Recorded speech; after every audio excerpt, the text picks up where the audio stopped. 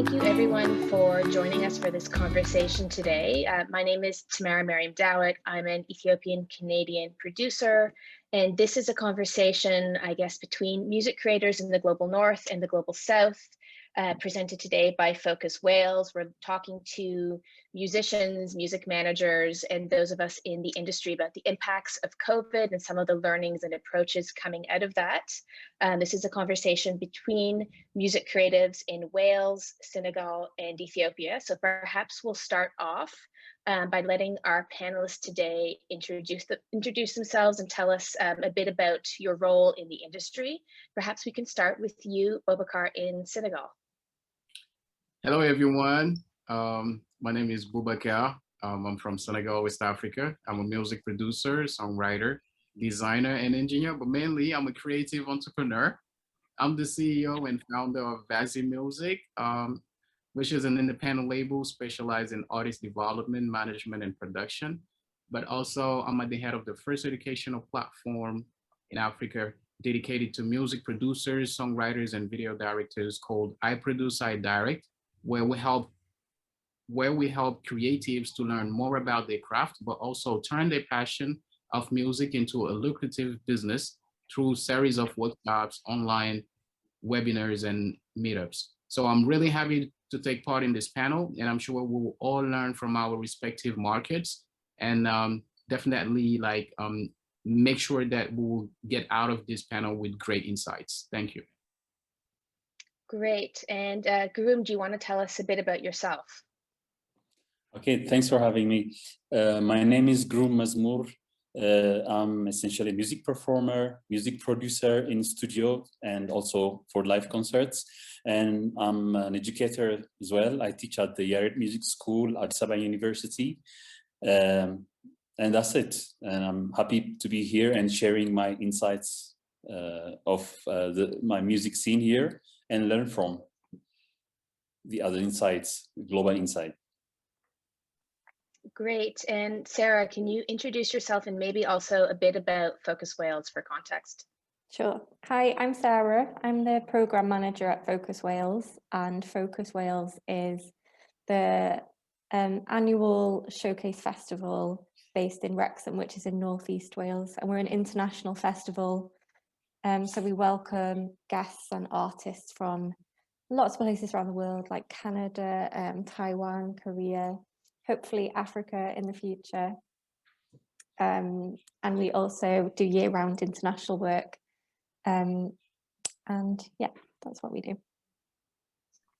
Great. So I know all of our three separate markets had quite vibrant music scenes, pre-pandemic. So I'm really curious, Girum, can you give me a bit of context to how the pandemic has affected the music scene in Ethiopia?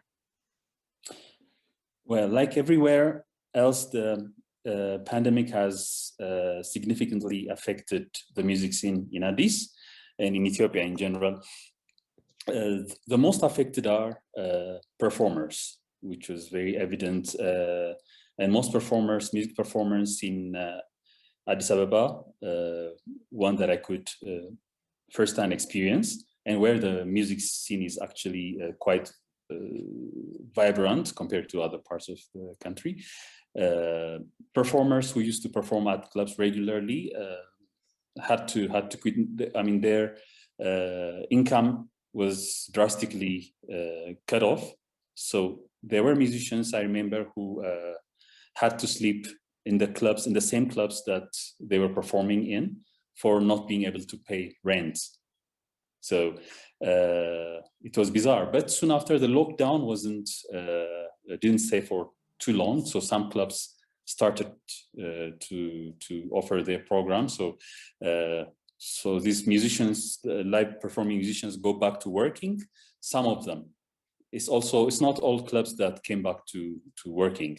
So in terms of performance, it was a major thing. And I mean, there is no also government safety nets as compared to the weights. So a lot of people had to rely on money from friends, family, distant family even.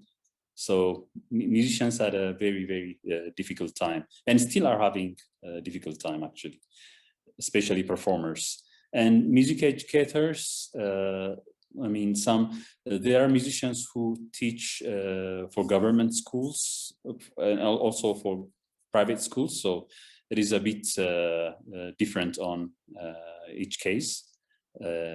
Those who teach privately have also suffered in a way, because people didn't want to spend money on private lessons. And some schools, private schools, like elementary and high schools, were closed. And the first things they actually cut were these extra curricular activities like music lesson and other things. So this has been quite a difficult, evidently a very difficult set of 1 year. Thank you for that initial context. Boubacar, how are things different or similar in terms of the impacts for you in Senegal and your community? Oh, you're muted. Yes, so I'll just There you go. join Girum, because like, I mean, it's pretty much the same here in Senegal. I think like this pandemic affected our music community, or like overall like the creative industry in a very hard way. But most importantly, I think it's all over the world as well, because I know like in Senegal, this pandemic really exposed the fragility of our sector. You know, it was really hard for creatives to stay almost a year without a single stream of income, when we know that the majority of them rely on live performances. So, and also knowing that the rate of album sales nowadays is very low, you know, and still like online music stream culture is still something to develop in our country. But I think this pandemic really created an economic and social damage as well, because we've seen artists who had problems to pay their rent and even get the daily expense like to feed their families. Some artists even sold their instruments, you know, like to be able to really face this this pandemic. And you know, like when an artist reached that level, it means that pretty much there's no hope like for him or her, you know. And this has also led artists to seek new alternative and employment. I know like in Senegal as well, the creative industry professionals were the first one to sensitize people on COVID-19, you know, using their voice to make sure that people would actually respect older barriers, older measures, barriers put in place by authorities. So they played their part, but by playing their part, they also faced the fragility of the sector. We know that the Senegalese government allocated 3 billion CFA, you know, to the creative industry, which is something to congratulate, but it's really small, you know. It's still not even enough like to solve the creatives problem, you know, when we know that each of them received like a small fraction of that money. But like I can say as well, this really unveiled other streams of income as well, you know, for creatives to tap into. But I'm sure we'll definitely get back to that. Great, thank you for that. And it's interesting already to see the differences in perhaps governmental approach between even Senegal and Ethiopia. Sarah, I'm curious about the situation in Wales. Yeah, it sounds quite similar in terms of it's definitely the artists who have been the hardest hit over here, and the venues as well. Our venues are still closed. We're very lucky that we did have government support financially, and from other organisations as well. But again, that support from the government was a much smaller amount to the creative industries than it has been to other sectors. And I know that for artists and self-employed people, it has been more difficult to access funds than it has been for organisations. But then we've been able to support artists through the funding that we've received, which has been brilliant. Like, it's been such like a joy really to be able to support artists in some way through this, even if it's just through, you know, small one-off events. It's just been nice to be able to like keep their morale up a little bit and also provide a little bit of financial support in some circumstances. We have started to do test events now. Well, actually, the first test event for live music will be coming up on Saturday in Wales, an event for 500 people. So hopefully we're sort of getting the ball rolling now to get back to live in some way or other. Yeah, hopefully we're coming to the end of it. Great. So I wanted to try and understand maybe a bit more, either from you, Girum, or from Boubacar, about like the biggest challenges. I mean, you both talked about the financial impacts for musicians. I know there's been a lot of activity in the global north with music markets and festivals pivoting online, you know, whether it's showcasing online or, you know, meet markets online. And there's also been much more focus on safety protocols, perhaps for musicians, for live musical performances, sort of, as Sarah mentioned, there's ways to test and have things work. I'm wondering if those are happening on any level in either Senegal or Ethiopia that you've been able to take part, or if there's been further limitations either to implementing these sort of safety protocols, testing new ways of working, or perhaps joining online opportunities. Okay, I go first. Sure. Okay. In terms of safety protocols for musicians performing at live events and so on, it's insignificant. It's never there, I can say, in Ethiopia. There are some directives coming from the governments which is general, not specific to music venues. I mean, those directives also work for cafes or other things. Everybody has to wear masks and so on, but those are not implemented properly. And the clientele that comes to music venues is as per the individual decision to either wear mask or not. Some musicians do, some don't, and there are no really safety protocols in terms of health protocols, actually. And that aspect is never uniform. But I also share Boubacar's idea in that music also coming from the studios is not also, I mean, there's not really safety in that sense, like financial safety or security that musicians can aspire to be financially benefiting from. So if I have more ideas, I'll be adding. Great.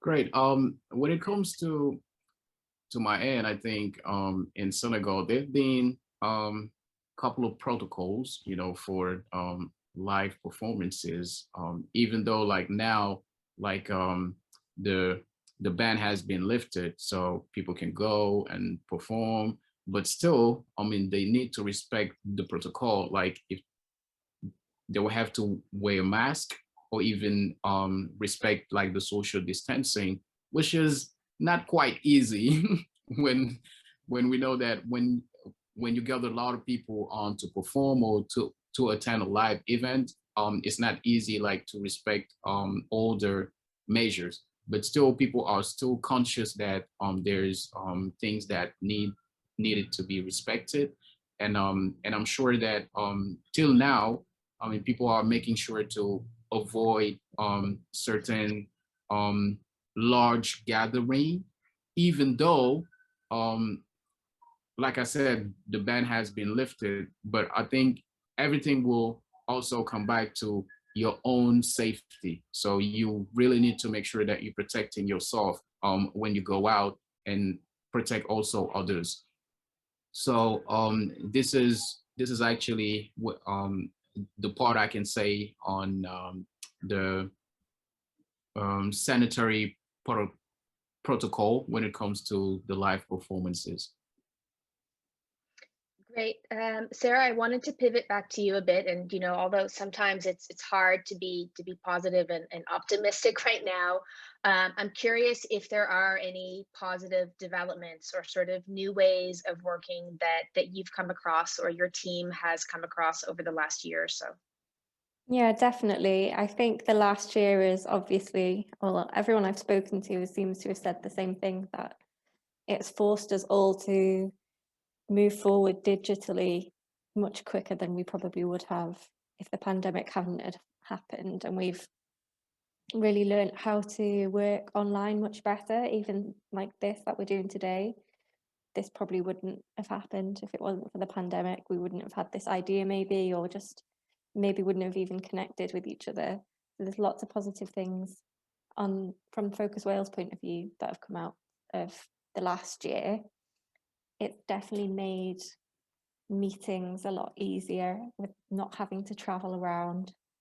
And I think for artists as well, as much as it has been a really, really tough time, I think artists are really coming together a lot more, and especially in Wales, there's lots of online things where artists are really helping each other out, creating playlists with each other's music on, promoting each other's Bandcamp pages for Bandcamp Fridays. They're really supporting each other, which is nice to see. And other things as well, like we've been lucky enough to be able to record a lot of live sessions for artists, because that's sort of been a barrier to showcasing online, is that a lot of artists in Wales didn't have those sort of high quality recorded showcases, just because it's really expensive to do that over here. And we've been able to use some of the funding that we've got to create a lot of those for artists. So we have managed to do quite a lot of international showcasing despite not being able to travel. And those artists have got those assets now and have probably hopefully learned a lot from those experiences as well, and feel more confident for showcasing in future when we can travel places. They've learned some networking skills and things, because I think it is harder to do it online than it is in person. So hopefully we'll come out with loads of pro networking artists. Yeah, I think that there has actually been lots of positives, I think, even though, none of us wanted this to happen. There has been some good things. Yeah, I guess we've certainly all learned to pivot really well. Boubacar, can you weigh in on this? Has there been any positive outputs or things you want to keep doing post-pandemic in Senegal? I mean, there's been really, really positive output. When it comes, I'll just join Sarah's point of view when it comes to the digital side. I know, like, we've seen numerous initiatives, coming from artists, coming from organizations. They were actually hosting panels or even like different events online. Some artists were even like doing concerts online and allowing their fans like to pay at least like a small amount of money, for them to access their music. So I think this really ignite also the creative side of some of the artists as well, to make sure that they could use the digital in a way that they will not only connect with fans like in this pandemic time, but also learn more how to have like other streams of income, because I know it's also very important for artists, to diversify their income, and using the digital has been like a pretty good tool, for them as well. So Girum, I know that digital monetization can be challenging in Ethiopia, but I've also been hearing about a lot of people using the last year or so to record, I guess pivoting away from live performances. I'm wondering what silver linings you've seen.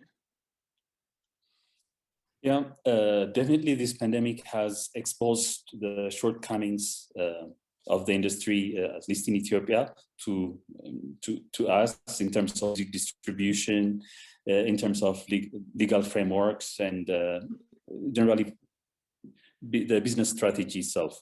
So that itself is an advantage to see. It's a positive thing to see what shortcomings are there, and and do plans according to that. Yes, you're right. As you say, monetizing recorded music is quite difficult currently in Ethiopia. There are no platforms to do that. CDs don't anymore sell, and it's very difficult to buy music online and or stream. There are no efficient platforms to be doing that.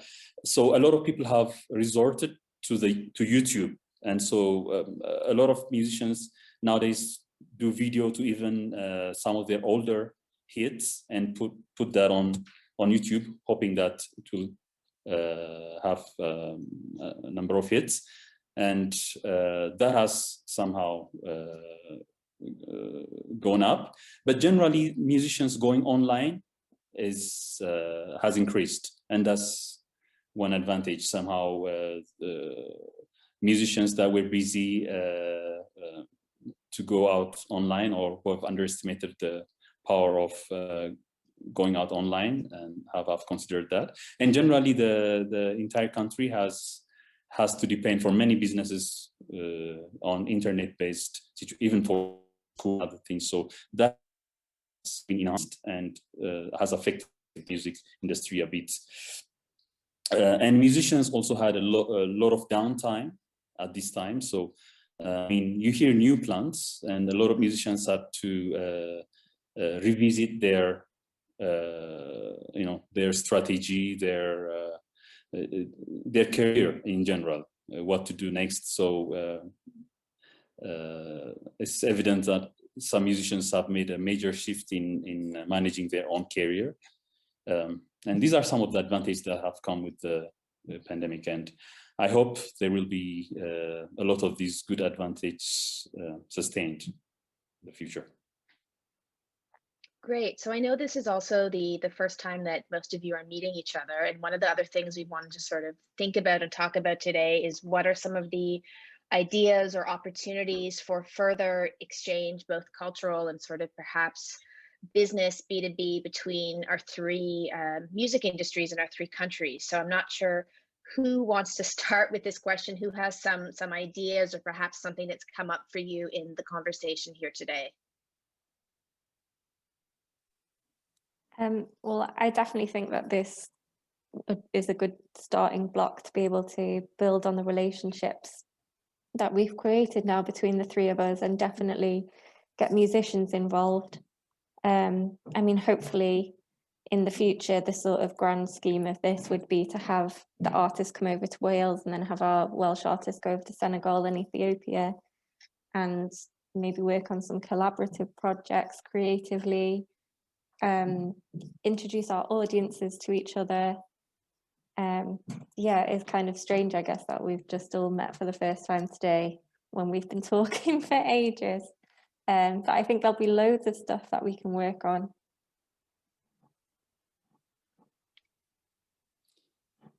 Yeah, I can add to that. Perhaps a mix of, I mean, going forward, a mix of the online way and physically meeting and making music are going to go hand in hand, hopefully. And maybe a mix of things. I mean, nothing really substitutes the pleasure of getting together for musicians face to face and make music, also for the audience to come and enjoy live music. Online has been only the second best option because we're forced to. But going forward, we can mix these things. For instance, new opportunities can come. Musicians in Senegal, in Ethiopia, or in the UK can actually, let's say, think of the unthinkable, like any project, rehearse online, and then later meet at a festival. For instance, so this is the best way of, for instance, using both aspects of making music, like playing live as well as interacting online. So they can do all their, let's say, the boring stuff online, the rehearsal, the developing the idea and everything, and can meet and have one day to rehearse at wherever they play before the festival or playing at a venue, and then so this is like a mix of both worlds. Some this kind of things may continue in the future. That's what I anticipate. Yeah, I definitely join both of you, and I think to move forward, we definitely need to collaborate more, and build that bridge between Ethiopia, Senegal, UK, and make sure that we can all exchange. But also, I know, like you said, Girum, like we could, organize like rehearsal online, then like if ever like you have to come to Senegal, like it will be just like a 1 or 2 day of performance, and like this can be done, and the same can be done as well like in the UK. But I think we will need to make sure as well to learn a lot from our respective markets, because I think that there's still a lot of things that we can learn from one another. I know like this is just one talk, but like there's a lot to discover, there's a lot to learn, and I think as long as we can make sure to develop more online sessions like this, with other musicians or even other creatives, and make sure to build that bridge, that would be also something amazing to do. And who knows, like we can even plan some features like between artists, or like projects, between organizations, like through sessions like this. And I think this is something that we can do. I know this is just the first step, but I'm sure like we'll definitely develop more ideas as we go. Great, I would agree. I think this is just sort of the tip of the iceberg in the meeting of these three markets and the starting of the conversation. I think it's really wonderful to also see not just the global north, global south connection, but the south-south connection by, bringing together both Ethiopia and Senegal through this discussion today. I think those things are also equally as important. So I look forward to the future exchanges and conversations.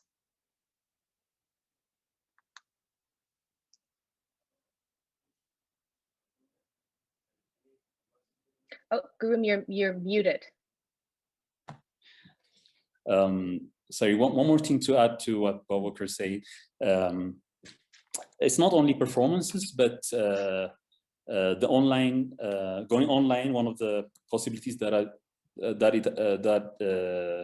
has been brought by online is also being able to learn or teach without borders. So, if, for instance, someone from Ethiopia wants to learn Senegalese percussion, then yeah, I'll reach out to you, Boubacar, and then ask.